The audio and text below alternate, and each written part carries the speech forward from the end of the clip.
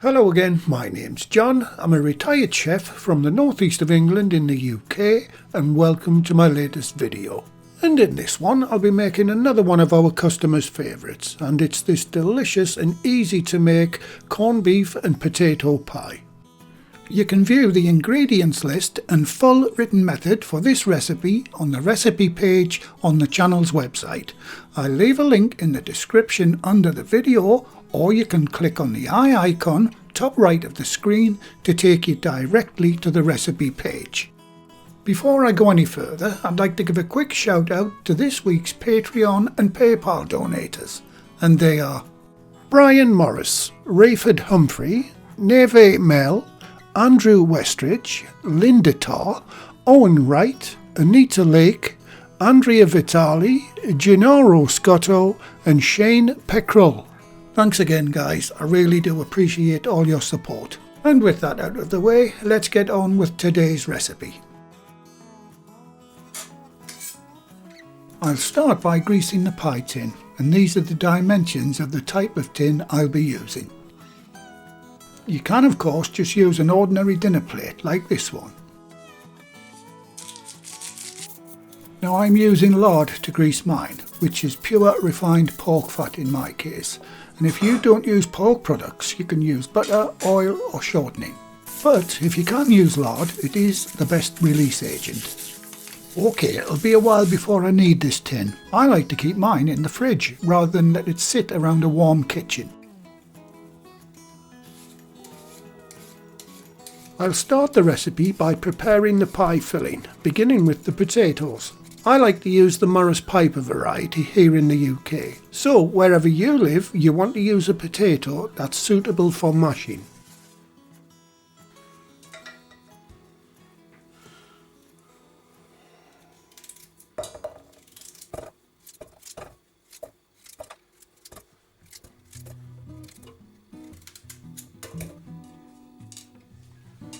Right, that's them peeled and cut. I'll give them a quick wash and get them on to boil for 20 minutes.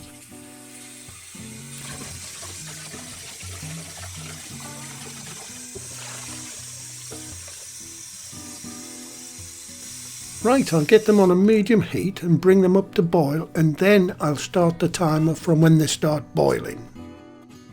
There will be salt going into the filling when it's done, so there's no need to add any salt to the water.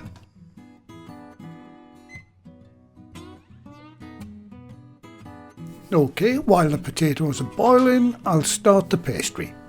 I'm using my processor to make mine. It's much better and easier this way. But if you want to know how to make it by hand, check out my chicken and mushroom pie video. There'll be a link top corner of the screen. First, I'll add the 340 grams, that's 12 ounces of plain or all-purpose flour, followed by the 85 grams, that's 3 ounces of butter and the same amount of lard or shortening. And I'll give that a quick burst until it resembles fine breadcrumbs. Next to go in is the salt, followed by the 115 grams, that's 115 mils or 4 ounces of cold water. It's important to get the correct amount of water, so if you've got digital scales it's always more accurate to weigh it. Right, I'll just let the machine go. Once it starts riding around the machine, as you'll see, then the pastry's done. And there it goes.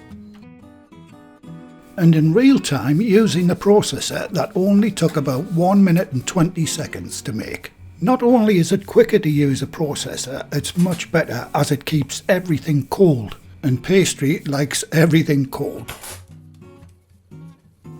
Right, I'll cut it in half, wrap it in cling film and get it into the fridge for at least 30 minutes before using it. And to remind you, if you want to make this pastry by hand, check out my chicken and mushroom pie video. There's a link top right of the screen, at the end of the video, and also in the description box under the video. Okay, back to the filling. I'll start with dicing a 340 gram, that's a 12 ounce can of corned beef.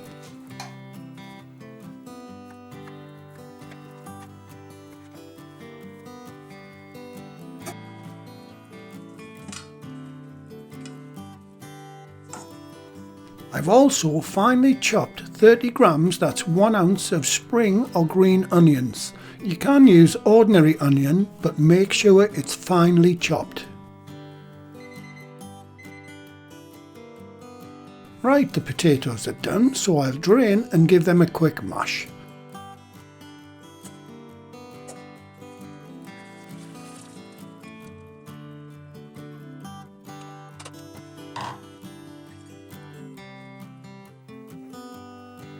Don't add any butter to the mashed potatoes, there's plenty of fat in the corned beef.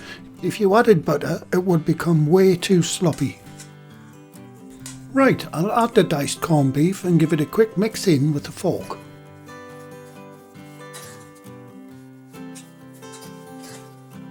Next, add the salt, followed by the white pepper. And it's the white pepper that gives this corned beef and potato pie that great traditional flavour.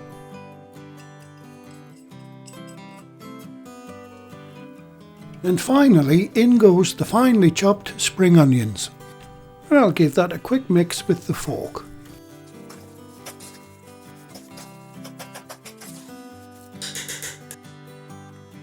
And now time to get back in with the masher until you have a smooth, lump-free filling.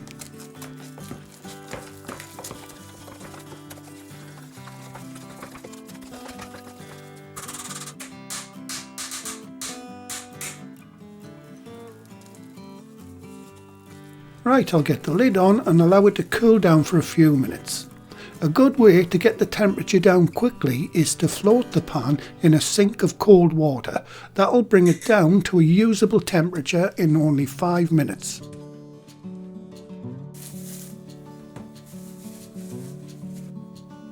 Time to start rolling the pastry.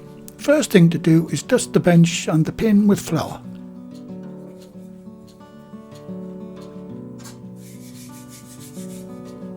If you're not familiar with rolling pastry, this is something you need to practice at to get a feel for it. The only thing I'll suggest is roll backwards and forwards in straight lines and turn the pastry 90 degrees.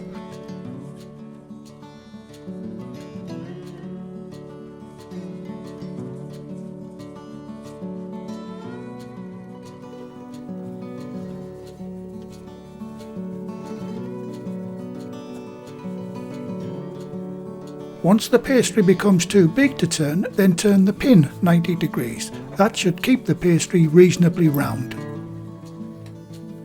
Check with your tin that your pastry is big enough, then simply roll it onto the pin and roll it off the pin onto the tin. Make sure you tuck the pastry right down into the corners of the tin.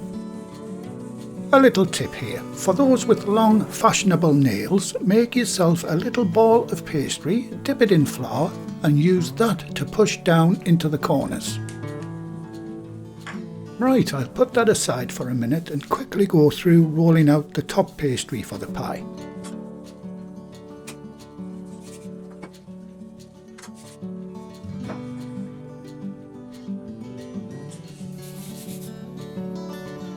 Okay, that's the top ready to go.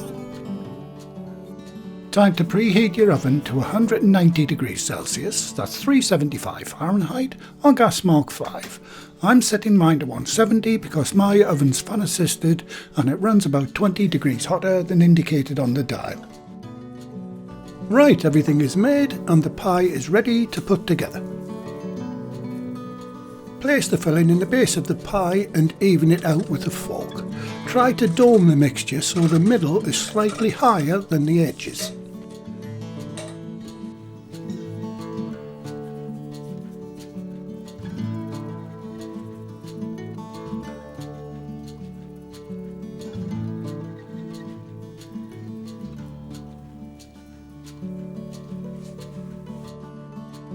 To stick the top pastry onto the bottom, brush water all around the edge of the base.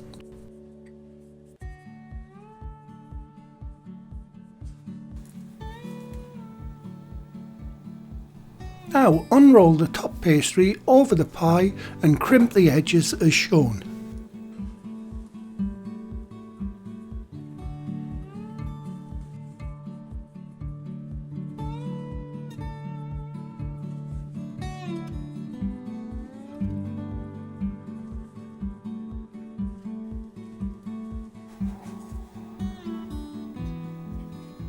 cut off the excess pastry with a knife. Try not to waste any of your pastry trimmings. They will freeze and it will go towards the base of your next pie. Now brush the whole of the surface with an egg wash, and that is simply one egg beaten with a small whisk, and this gives the finished pie colour and a shine.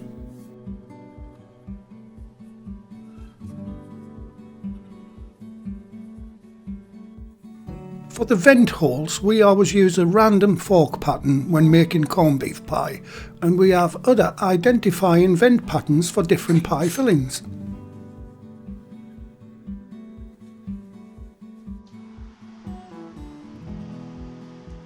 Right, all I've got to do now is get it into the preheated oven and set the timer for 30 minutes.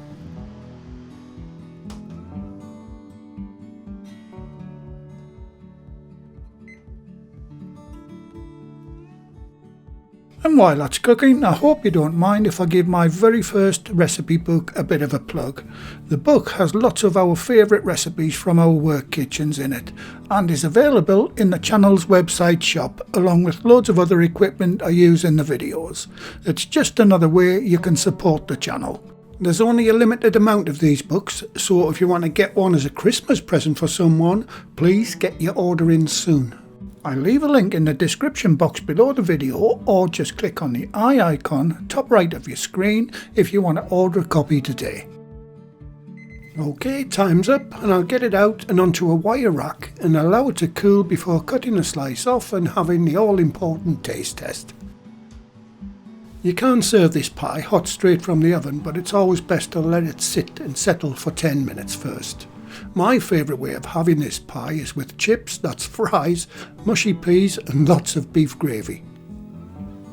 Or you can simply have it cold with a nice salad. Now this pie will yield 8 good portions. You can allow the pie to completely cool, portion it and freeze these individually too, so you'll have plenty in the freezer.